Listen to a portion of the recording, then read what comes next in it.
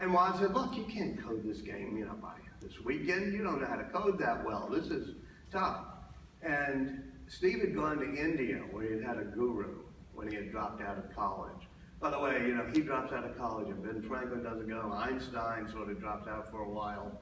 Bill Gates, Mark Zuckerberg, Mike, Leonardo, everybody I write about. This is why I usually don't get invited to speak. But anyway, he had dropped out of Reed College and they were working at an Apple company. And his guru had taught him to stare without blinking. So Woz told me, he just stared at me without blinking and said, don't be afraid, you can do it.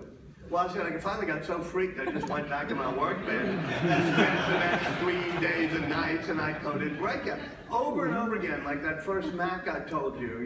Larry Kenyon was the engineer, and it took about 90 seconds boot up time originally. It was almost as bad as the Microsoft machine. So Steve says, you got to cut 20 seconds off the boot up time.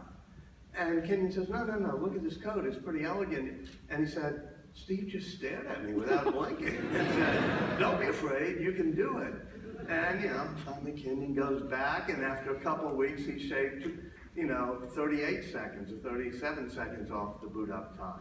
So that reality distortion field actually worked at times. My favorite example is when he was doing the iPhone, and Steve wanted it to not have a junky piece of plastic, the first iPhone, but it wanted to have a nice piece of glass that was, not scratch or be, And the claves in China that were making glass, they weren't good enough for them.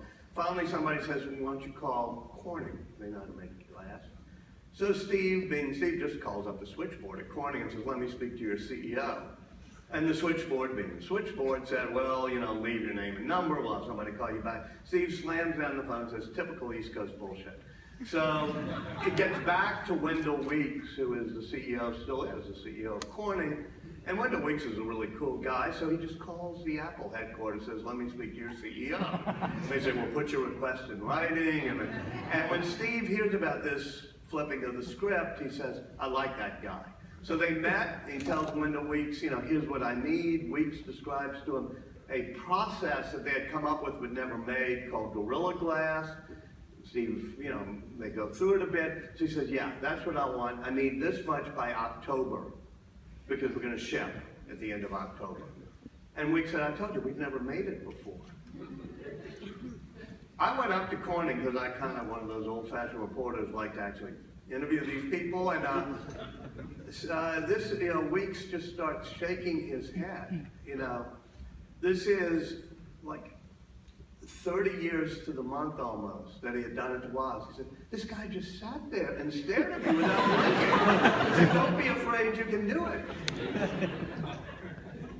Weeks said, I called a plant manager in Harrodsburg, Kentucky for Corning, and I said, I want you to switch over to Gorilla Glass. And the plant manager said, okay, fine, we're making flat screen glass.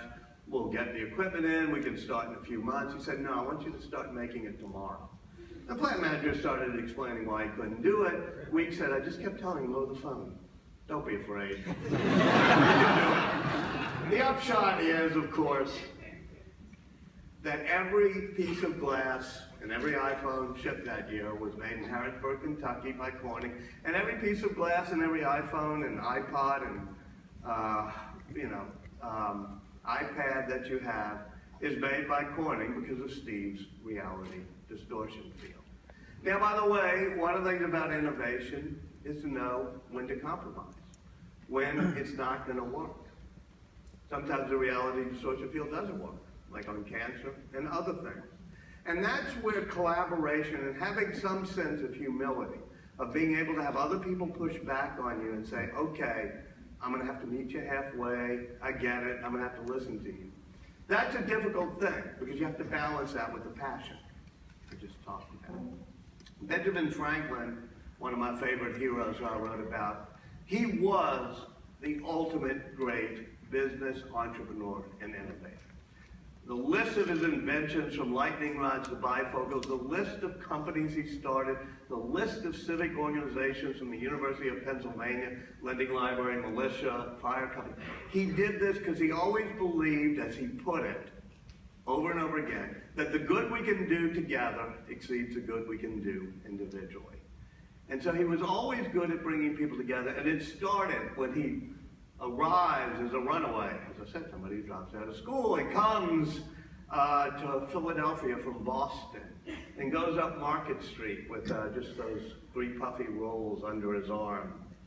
And when he's there, he decides to become a printer, gets a little bit of money, opens a print shop, but he creates what he calls the Leather Apron Club, which is somewhat similar to what you're almost trying to do here or anywhere else, which is a group of people who are doing startups and small businesses. He called them we the middling people, the shopkeepers, the artisans, the people who put on the leather apron in the morning and open up the shop to do business.